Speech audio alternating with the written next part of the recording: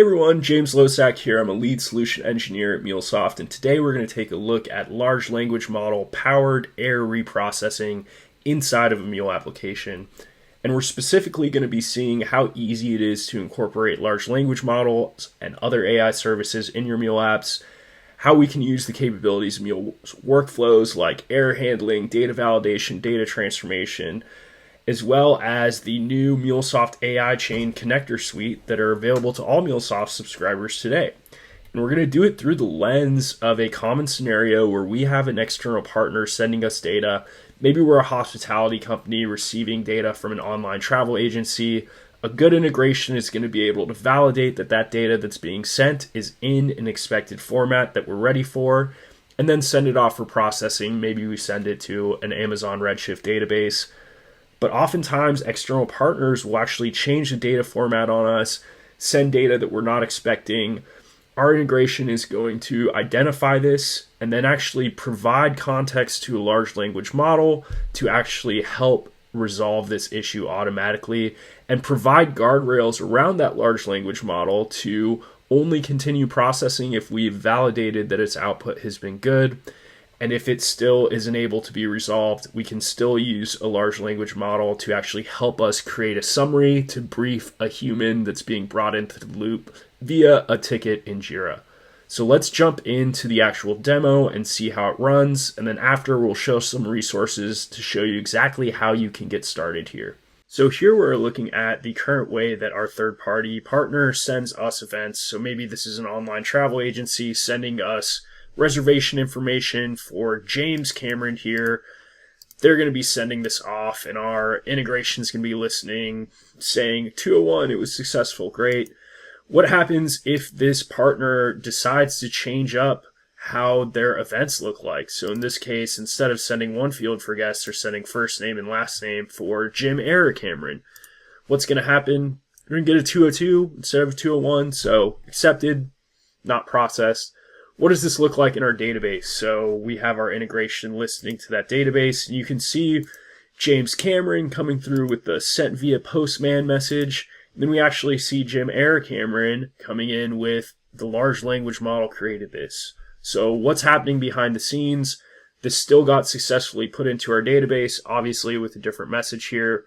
Let's take a look at the Mule application itself to talk a little bit about what's happening.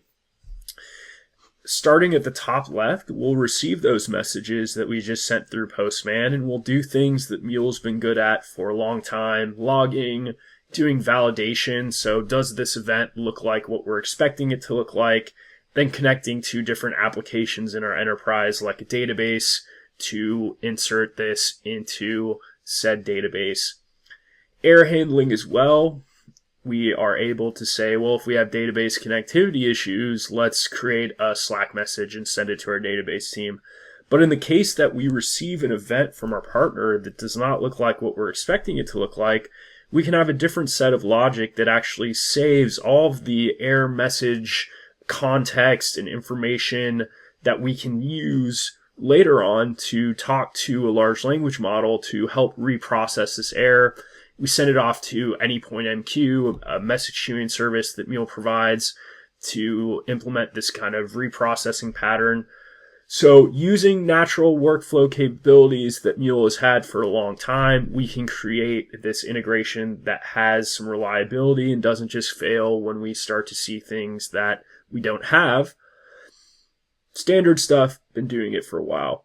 Let's get to the newer things here. So on the left, we're going to be receiving these errors from the reprocessing queue. We're going to be getting all of that great context from the error that Mule provides, creating an actual prompt to the LLM, and then this is where we're actually using a new MuleSoft AI Chain connector that is available for all MuleSoft subscriptions today to actually interact with the large language model, in this case, one from OpenAI.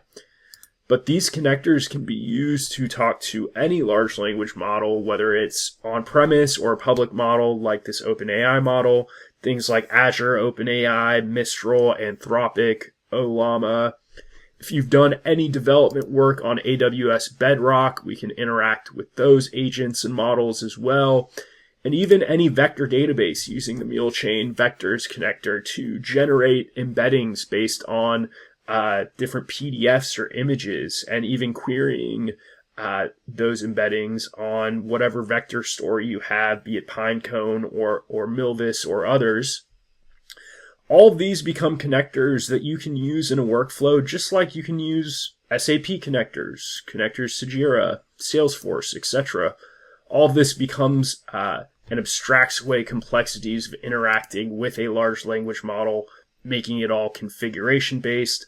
I don't need to go and learn all of the new development languages around interacting with these models and constructing these workflows. I can use stuff Mule's been good at for a long time to interact and create structured processes that incorporate large language models, like in this case. So what does the prompt actually look like to the large language model in this case, and how do we construct that? Well, again, that's just using DataWeave, Mule's data transformation language.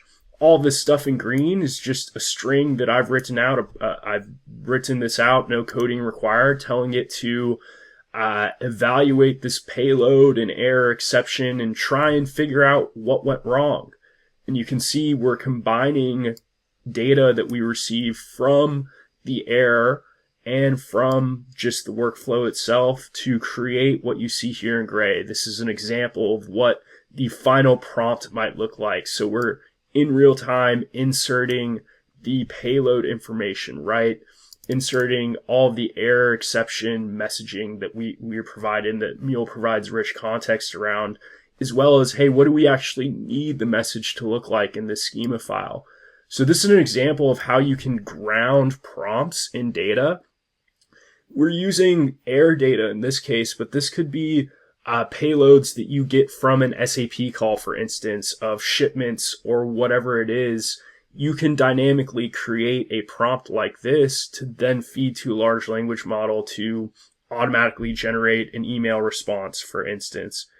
So at the end of the day, this is what the prompt to the large language model actually looks like. Combines all of this data that we've told it and given it in the context of the error. And we've even inserted additional guardrails using, again, the same kind of workflow capabilities that Mule has had for a long time to double check, hey, did what the large language model output actually validate against that JSON schema? And if it didn't, let's actually use the LLM again to create a ticket summary and create an issue in Jira so that we recognize that, hey, our partner has updated something and now we weren't able to solve it automatically with the AI reprocessing capability. We're going to go and investigate it and make changes here.